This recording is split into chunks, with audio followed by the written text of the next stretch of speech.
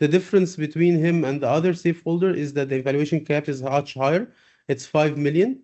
So here you will find actually that the discounted share price is better for the second safe holder than the valuation cap price, and that's why they are using that as the conversion price. So that's something that is very important to note, that you need to model the rounds to see what is happening exactly and which is used before you raise the safe, not after you raise the safe. So you need to know this before you raise the safe, and you need to play with this amount. So for example, if I put here 4 million, it will be basically the valuation cap will be better for the safe holder, and this is the conversion price that will be used, which means that this will hurt the startup founder more and it will benefit the investor more. So that's why you need to be careful with that. So as you can see here, this is the final cap table. So we have unallocated options of 5%. This is from the beginning. This is not allocated anymore. This is not allocated. This is not new. Or this is the new. One second.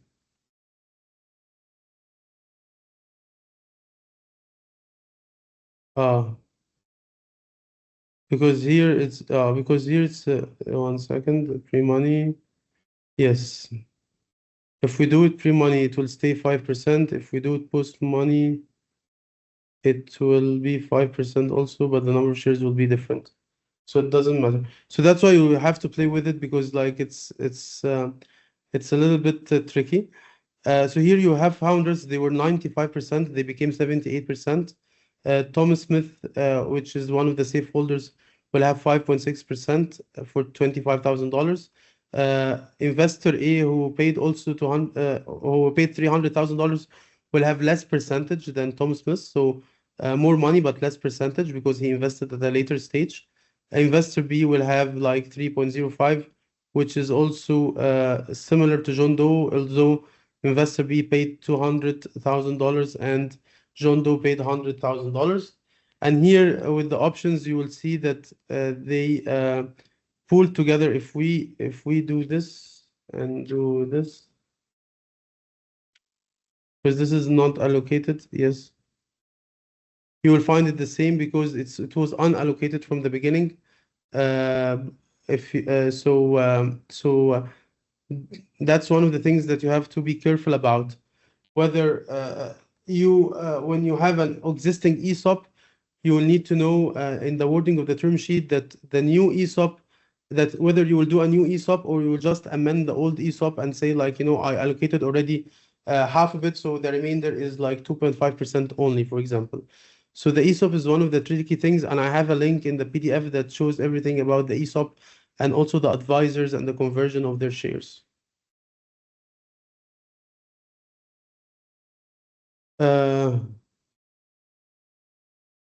ESOP is an employee stock ownership plan, yes. There are some questions in the chat. The difference between the preemption right and the right of first refusal. Preemption rights applies to capital increase only, while right of first refusal applies to existing shares. So that's the main difference. But they're both treating the same thing, which is like, if you want anyone from the outside come in, you have to offer everything to the existing people first. And if they say no, then you can get outside and get external shareholders. Can an investor negotiate both drag along and tag along? Yes, an investor can and should negotiate both of them. He should go for, it depends on how much percentage he will have now and how much percentage he thinks he will have later if he's going to invest later on, and should try to see like how is the threshold for applying both of them, because you can say like, only 70% can call for that, or only 50% or only 60%. So these percentages can be negotiated, of course. What does ESOP stand for? Is yes, Omnia, as I said, employee stock ownership plan. Employee stock ownership plan, which means that you're offering shares to the employees at a very minimal price in order to retain them and make sure that they are happy with the company and so forth. And this is very common in the startups, much more than mature companies. So if anyone has any questions, please go ahead, and then we'll have the final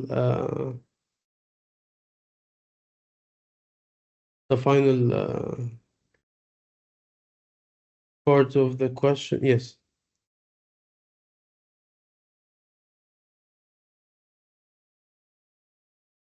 Okay.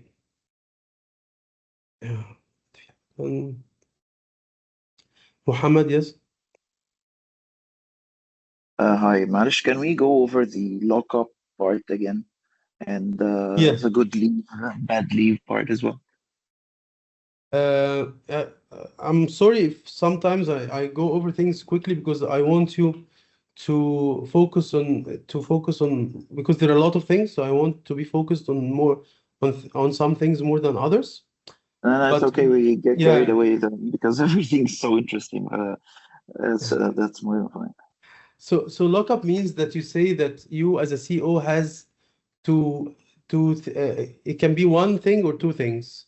You can say like this CEO has to stay in the management of the company for 5 years, and you can say also that this CEO has to stay in the company for 5 years and cannot transfer any of his shares during these 5 years. So the lockup can apply to his employment status and his share status. And then you can have a reverse vesting with it, which means that the founders, like, revest their shares from again, which means that, it's as if we say that the founder doesn't have any shares now, and he will be vesting, or he will get these shares acquired over time, over like 4 years, for example. That's the typical. And then good lever and bad lever means that if the founders leaves during like this period, 2 years, then he will get what has been vested till that time, and that's it. If he was a good lever, which means that there's conditions for it, but basically leaving on good terms with the company. But if he is leaving as a bad lever, then he will sell back his shares at like 0.0001 cent, and will not get anything from the company because he didn't leave on good terms. Okay, And thank you. lockup and reverse vesting are not uh, uh, they are not found in each term sheet. It depends. It varies from one term sheet to another.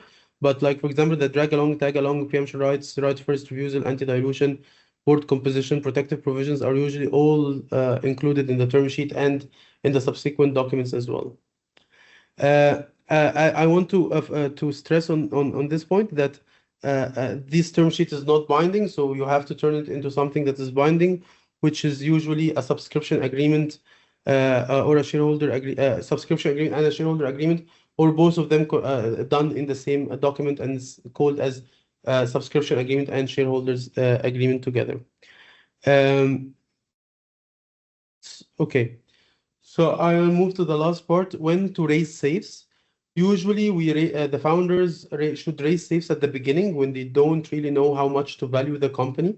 So, and going back to Ahmed's question about how much evaluation cap will be put, this is actually one of the funny things about startups. It's very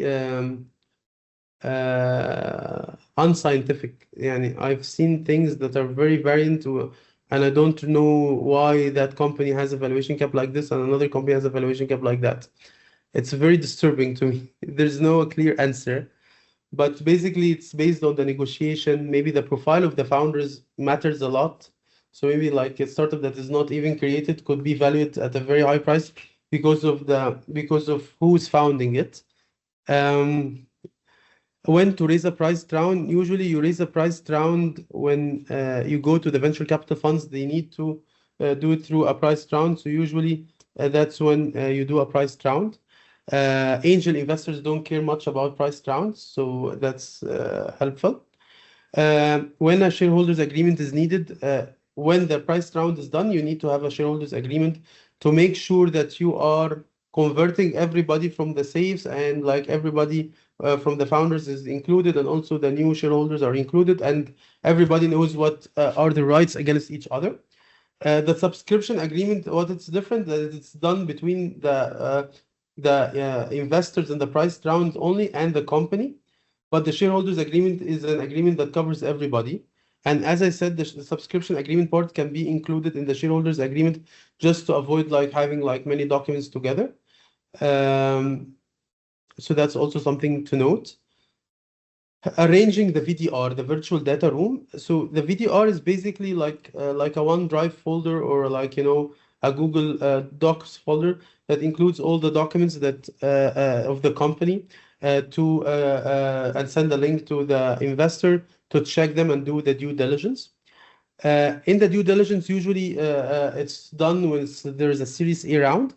And here are a list of the things that you need to worry about from day one to make sure that they don't bite you when you when you are trying to raise money in a priced round format. So labor issues, social insurance issues, having the IP assignment annex, which means that the IP is assigned to the holding company. Also, IP trying to register it, a stitching between the mother company and the operating subsidiaries, which means that you have one holding company that is 99.9% or 100% owner of all the subsidiaries everywhere. Having terms and conditions or template agreement for the sale of your product and services. Data protection is very important right now, and also data protection is done at a global level. So you need to comply maybe with the GDPR, with the California Privacy Acts and others as well. If you're selling a B2C, then consumer protection issues are important. And at the last, licensing issues need to make sure that you have all the licenses in place, and some of them are can become very tricky. Last thing, ESOP and advisor options. I added a link because ESOP is a little bit tricky, and advisor options also is a little bit tricky. About I want to say tricky, I'm talking about how much you should have as an ESOP, and whether how much of it is pre-money and how much of it will be post-money, and same also for the advisors options. Also, if you are doing advisors or ESOPs for US taxpayers, which could include US residents or US nationals, then you would have to do a valuation, something called 409A valuation, which is a little bit tricky, but you can do it, of course, but it takes time. So this is something also that you need to be aware of, that if you are raising from someone who pays taxes in the US, it doesn't have to be a national, but he can also be definitely all nationals are taxpayers, and also some residents are taxpayers. Okay, the recommended resources and readings, Cooligo is very good. I like it a lot. But as I told you, like everything has to come with a lawyer. That's the best, in my opinion. And there's these two books. I think both of them are written by lawyers. Secrets of Sand Hill Road is a lawyer who become the GP, the general partner of one of the biggest venture capital funds. And at the last Venture Deals book, I think a lawyer, but I don't know if he's doing VC as a business or is still advising VC funds as a lawyer. And you'll find links to Amazon to these books, and also Cooligo here, Cooligo platform, you'll find a link to it. And that's basically it.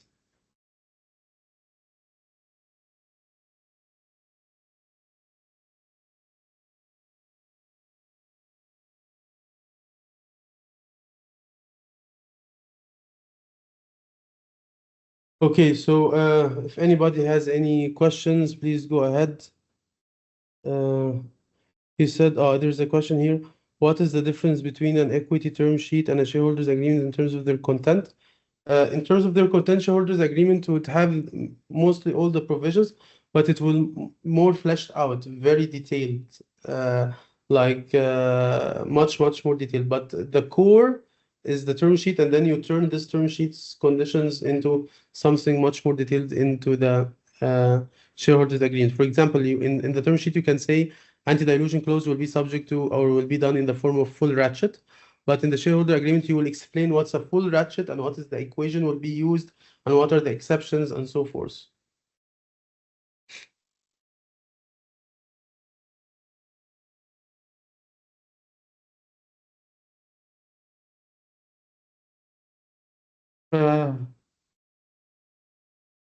I hope that I was clear during the session.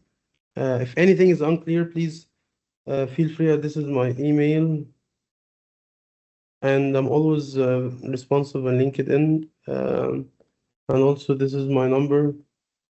If you prefer WhatsApp, I'm fine.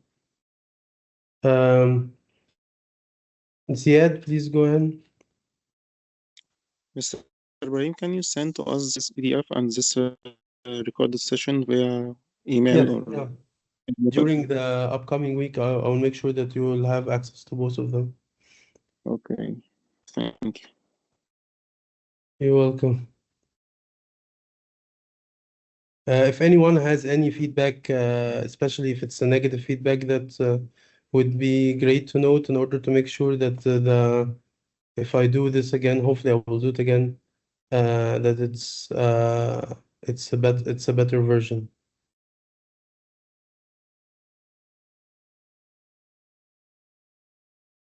And you can do that now, chat, email, whatever you like. It's fine.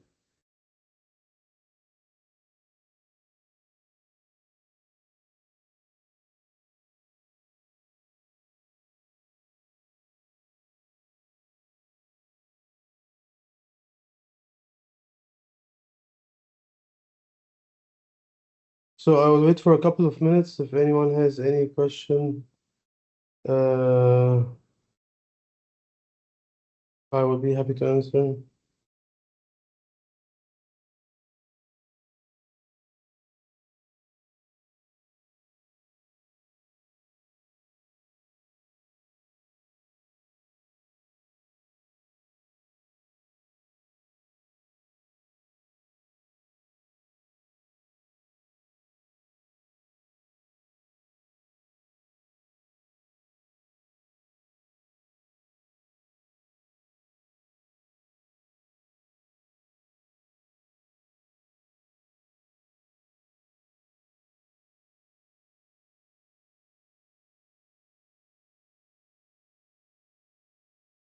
Thank Ahmed Salim, please go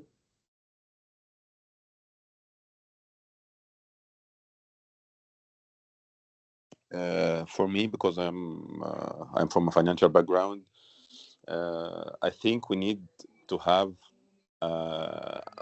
always numbers after each point so we can understand more of the thing. I think this can be in the next time when we start talking about point by point in details. But for me, I prefer numbers, examples to understand things. Specifically in this post money and these things, I need numbers. Yes, of course. You're right. Numbers makes clear, but so the problem is with that is it has to be done for non-legal professionals only, because legal professionals don't like numbers. So what I've done as a compromise, I like numbers. I don't mind them. But what I've done as a compromise that you will see like the specific parts that's like the pre-money safe versus the post-money safe and how is that calculated and how is that calculated. You will see a link in the PDF to an article that shows that very clearly. So hopefully that would be helpful. But I take your point. Maybe I'd split it in two sessions, one for safes only and one for term sheets only. But yeah, I will try to do that, inshallah, soon, inshallah. Thank you.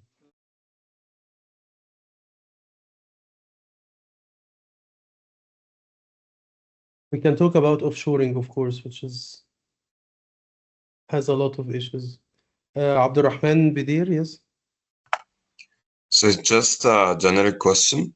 Is there any relationship between venture capital and M&As? Is there any what? Relation between venture capital and M&As? I cannot hear the word between any what? Between venture capital and M&As. Any? Yes, that's the question. So M&As, so price round is similar to M&As in some issues and is not similar in other issues. We can talk about that at length, but basically a price round in venture capital is a bit to it's quite similar to an M&A in terms of like what does it mean and what will happen and all that. But the terms and conditions are a little bit, or are like different to like 30 or 40% different between venture capital and M&As, because of the nature of the industries are different. This is a mature company that, you know, generates profit. So this is a startup that is still not generating profit, but has the potential of being like, you know, a unicorn or something like that. Does this answer your question? Yeah, thank you. Thank you. Ziad, yes. I want to know the difference between SAFE agreement and the KISS agreement. I didn't want to dig deep into that, but you can, if you do like online, you will find several articles on that point. But KISS are much more less used, يعني maybe 5%, and the safes are like 90%. So you have to worry about the safes much more than the KISS. The KISS are being done by Global 500, and they're not very common, at least in our part of the world, in the MENA region. So my advice is maybe you get to know what is a KISS. There are some differences in the metrics. I didn't do one KISS till now. I saw one or two, but I didn't do any KISS. Like I did a review one or two, and that was a long time ago. So I didn't prepare for it actually for this session. Okay.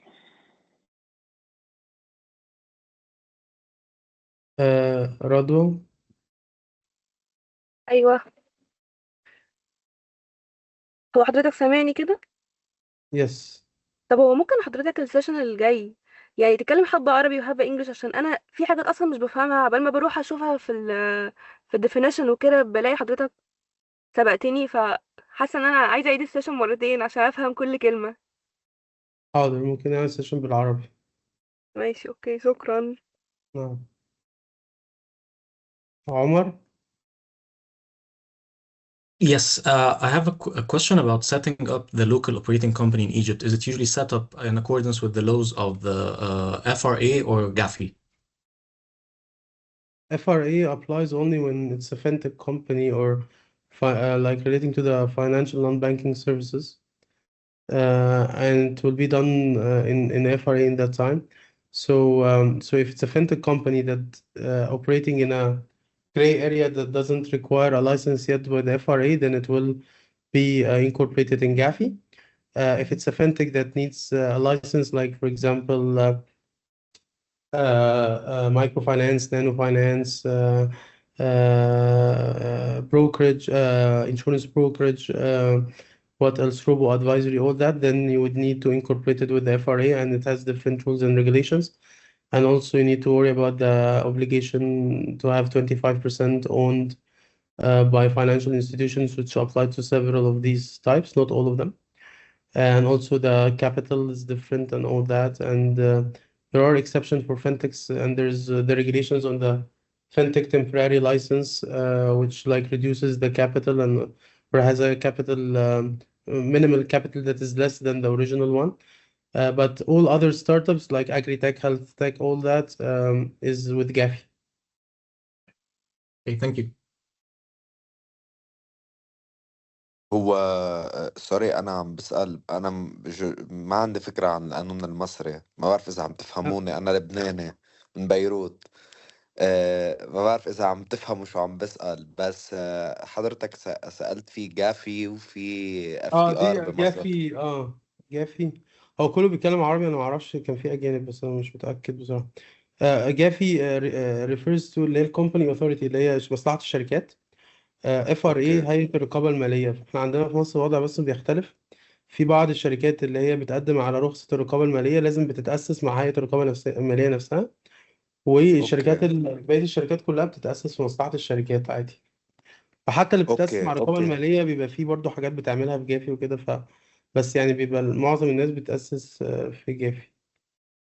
اوكي شكرا لكم. انه نحن ببيروت مش هيك الحالة ابدا، يعني غير شيء يعني. نحن أنا غير عارف، لا وضع كل دولة عنا، مختلفة طبعا. غير وضع عنا. ميرسي لكم، وسوري يعني بنحكي بالعربي، بس بالعكس هي لغتنا هيدي ونحن بنفتخر فيها وبنفتخر بأهل مصر. وشكرا لكم عن جد، أدامكم الله بألف خير. أنا صديقتي مصرية وبعرفها من زمان، وبالعكس أطيب شعب خلقه ربنا عن جد، مش ربنا مجاملة، يخليك. أنتوا أحلى شعب. فأدامكم الله بألف خير، والله يزيد من أمثالك أستاذ إبراهيم. ربنا يخليك يا إيلي، ربنا يخليك. تسلم. آم، كان في سؤال على الشات. What are the governing regulations to venture capital؟ venture capital هو بتتأسس كصندوق رأس مال مخاطر. بس هو يعني احنا ممكن نتكلم على دي حتة لوحدها، لأن هي الصناديق رأس المال المخاطر اللي موجودة في مصر كلها معظمها يعني مش شغالة قوي بالرخصة دي. يعني هي بياخدوا الرخصة بس بيشتغلوا أكتر بالرخصة بتاعة الفند الأم اللي هو موجود بره مصر يعني. بس دي ممكن نتكلم فيها الحتة لوحدها يعني، لأن هي دي مختلفة عن الكونتنت بتاع النهاردة.